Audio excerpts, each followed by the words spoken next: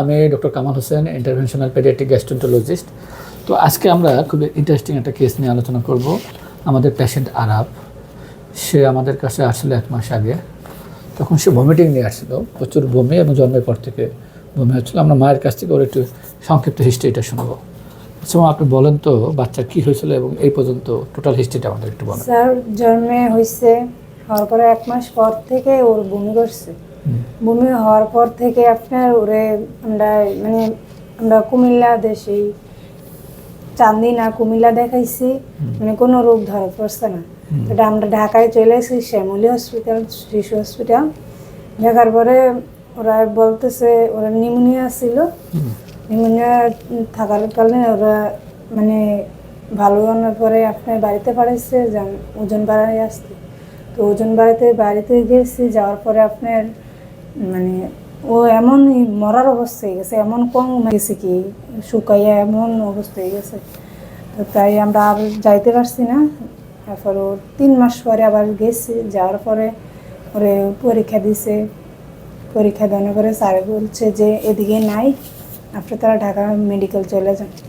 Dhaka medical যাওয়ার পরে তারপরে আপনার 11 মাসে বয়সে গেছেন ঢাকা মেডিকেল।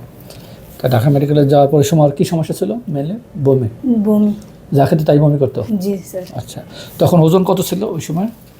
ওজন 3 কেজি 200 গ্রাম ছিল। 11 মাস বয়সে? জি। আর জন্মের সময় ওজন কত ছিল? 3 কেজি 200 গ্রাম ছিল। 3 কেজি 200 গ্রাম, তার মানে ওজন একটু বাড়ে নাই? জি। আচ্ছা, এরপরে ওই ঢাকা মেডিকেলের পরে আমরা যে ডাইলেট করলাম, এখানে এই যে প্রসিডিউরটা করলাম, এরপরে কি হলো? স্যার 1 মাস আগে করলাম।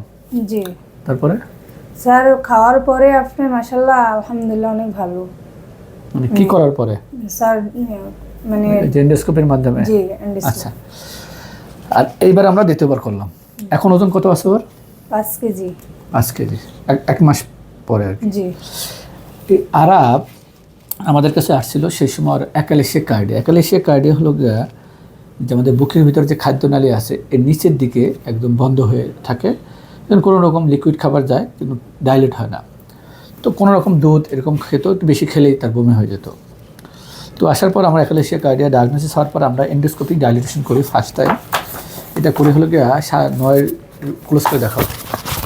প্রথম অবস্থায় যে সময় আমার কাছে ফার্স্ট আসলো, এটা আসলে এরকম ছিদ্র, এবং প্রথম অবস্থায় আমরা ডাইলেট করে দিই এটা। আজকে আবার আমরা সেকেন্ড টাইম বেলুন দিয়ে ডাইলেট করার পরে এই যে কালো অংশ দেখা যাচ্ছে ফাঁকা, এই দ্বিতীয়বার ডাইলেট করার পরবর্তী অংশ। তো এই 1 মাসে ও কী খেতে পারতো?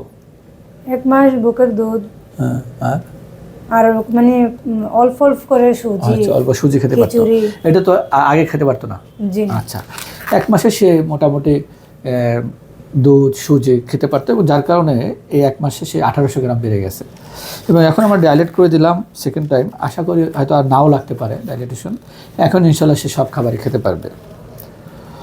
তো এই প্রেজেন্টেশন সাধারণত একটু লেটার এজে হয়, কিন্তু এটা খুবই আর্লি প্রেজেন্টেশন, এটিপিক্যাল প্রেজেন্টেশন। তবে যদি কোনো বাচ্চা এরকম খাবার খেলেই বমি হয়, খাবার খেলেই বমি হয়, এবং যে খাবারটা খায় সেই কালারই বমি করে, এবং ওজন যদি না বাড়ে, তাহলে আমাকে মাথায় রাখতে হবে যে খাদ্যনালীতে কোনো জায়গায় বন্ধ থাকতে পারে, তো সেই অনুযায়ী চিকিৎসা করতে হবে। তো আজকে এই পর্যন্তই, ধন্যবাদ সবাইকে।